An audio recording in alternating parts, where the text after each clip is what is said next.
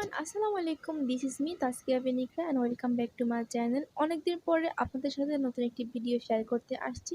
জানেনই তো সবার অনেক বেশি প্রবলেম ছিল আমাদের দেশে, সেজন্য আমরা ভিডিও আপলোড করতে পারি নাই। তো আজকে আমি অনেক মজাদার একটা কাঁচকলার পকোড়া বা কাবাব যেটা বলেন না কেন ওইটা মেক করব। এতটা বেশি টেস্টি খেতে, বিশ্বাস করে না খেলে কিন্তু বুঝতে পারবেন না। অনেক বেশি ইজি এটা বানানো। তো প্রথমে কাঁচকলা এবং একটা আলুকে আমি সিদ্ধ করতে দিয়েছি গরম পানিতে, সামান্য একটু লবণ দিয়েছি, হলুদ দিয়েছি।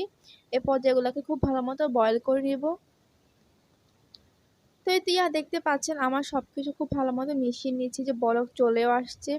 এ পর্যায়ে বলক আসার পরে সবকিছু ভালো মতো সিদ্ধ হয়ে গেলে আমি একটি ছাঁকনির সাহায্যে সবকিছু ছেঁকে নেব।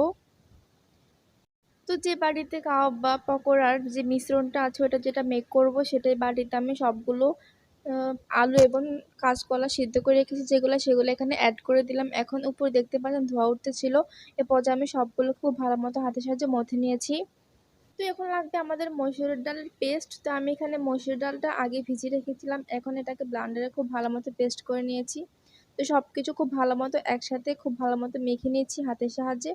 এ পর্যায়ে লাগছে পেঁয়াজ, এখানে আমি অনেকখানি পেঁয়াজ ইউজ করেছি দেখতে পাচ্ছেন। তো এ পর্যায়ে আমি এখানে দিয়ে দিচ্ছি কাঁচামরিচ কুচি। এখানে আমি অনেকগুলো কাঁচামরিচ দিয়েছি, আপনারা আপনাদের ঝাল পছন্দ মতো এখানে কাঁচামরিচটা অ্যাড করবেন। এ পর্যায়ে দিয়ে দিচ্ছি আদা রসুনের পেস্ট, 1 টেবিল চামচ আদা বাটা এবং 1 টেবিল চামচ পরিমাণ রসুন বাটা।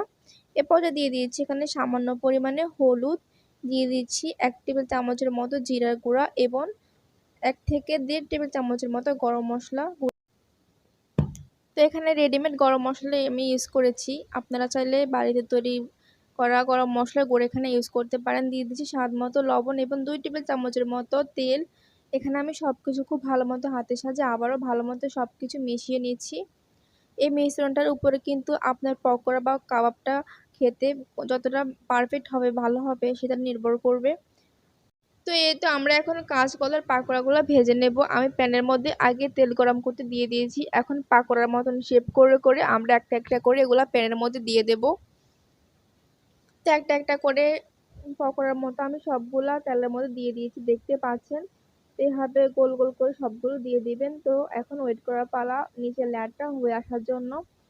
তো যখন নিচের লেয়ারটা হয়ে আসবে তখন একটু উল্টিয়ে পাল্টিয়ে দিবেন। দেখতে পাচ্ছেন কতটা ব্রাউন কালার করে আমি লাল লাল করে ভেজে নিয়েছি ওগুলো। এভাবে ভাজলে কিন্তু অনেক বেশি মজা হয়, চেষ্টা করবেন এরকম লালচে লালচে ভাব করে ভাজার। তো এরই মধ্যে আমাদের পাকোড়াগুলো একদমই ভাজা শেষ। এই তো দেখতে পাচ্ছেন কতটা সুন্দর লাগছে, কিন্তু খেতে তার চাইতে বেশি মজা লাগছে। আপনারা যদি বিশ্বাস না করেন একবার বানিয়ে খেতে পারেন। যদি বা না ভালো লাগে তাহলে কমেন্টে এসে যা এসে তা বলবেন, সমস্যা নেই। তো এই তো দেখতে পাচ্ছেন পাকোড়াগুলো আমি সবগুলো খুব ভালোভাবে তুলে নিয়েছি তেলের থেকে। তো এতে হ্যালো এভরিওয়ান, তো ভিডিওটি আপনার কাছে কেমন লেগেছে অবশ্যই কিন্তু কমেন্ট করে জানাতে ভুলবেন না। আর অবশ্যই অবশ্যই রেসিপিটা ট্রাই করার অনুরোধ রইল। অবশ্যই আপনারা কিন্তু হতাশ হবেন না, এই কামনাই করছি। সবাই ভালো থাকবেন। আল্লাহ হাফেজ।